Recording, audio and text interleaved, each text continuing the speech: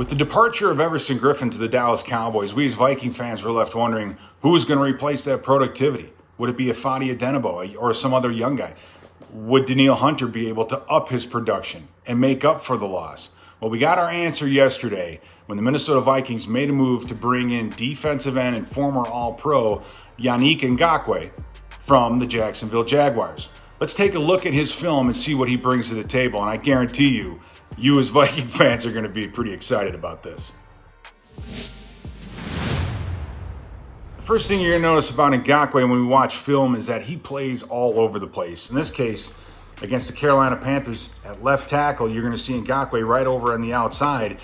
And as soon as this ball is snapped, he gets himself upfield, gets his hands on the inside. You see his left hand is on the inside part of the chest, and his right hand is on the outside shoulder of the offensive lineman. And he's able to push, get extension, but then release and then do that club and rip. And that you'll see in his pass rush moves too.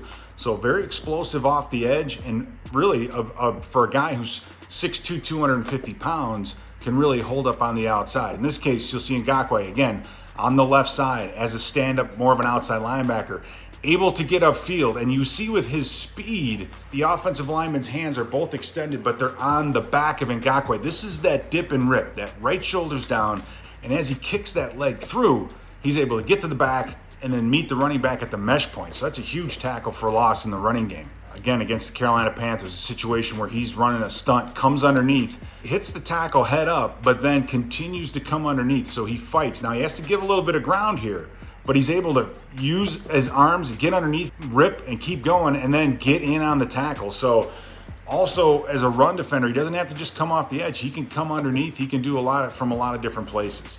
Now, as a pass rusher, you can see the tight end from Carolina on the opposite side of the formation.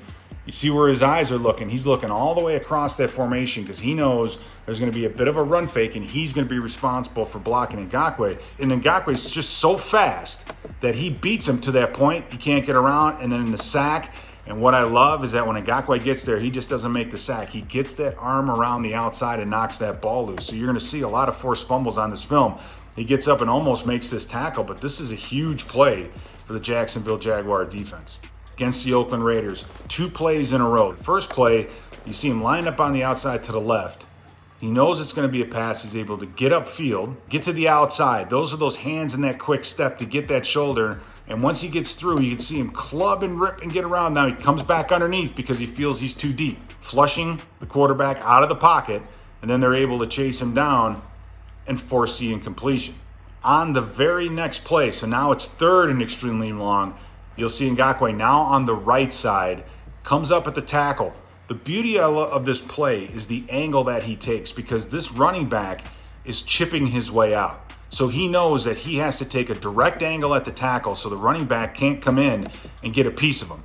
So he gets that tackle to settle on his heels, and as soon as he settles, he gets upfield, gets that outside arm through, gets around the corner, and gets the sack. So a pair of really, really nice plays by Ngakoue. Also against the Raiders, when you have a premier defensive end or a guy that's been in the Pro Bowl, you expect him, when he goes against a tight end or a running back, to win that matchup every single time. In this case, the Raiders have both a tight end and a running back to block him. Gets around the tight end easily, the running back is right there, so he's basically double teamed at that point.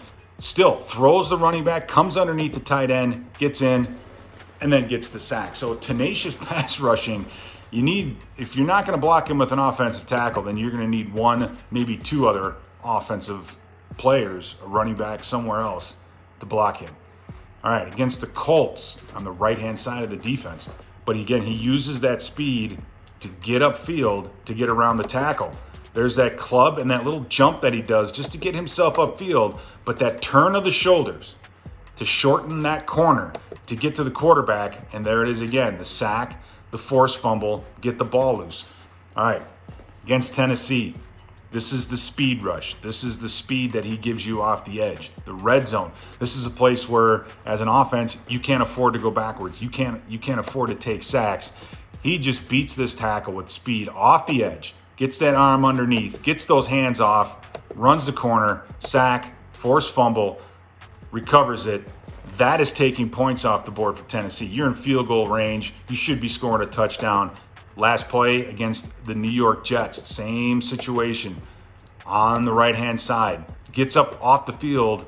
You can see that tackle gives him that shoulder, but the club and the rip with that speed up the field, turns the edge, gets down, and tackles Darnold down low. So a very explosive pass rusher off the edge, very versatile. It's going to be amazing to see what the Vikings do with him. And again, I love that his strong side is rushing from the right-hand side of the defense where Everson Griffin vacated it. So here we go.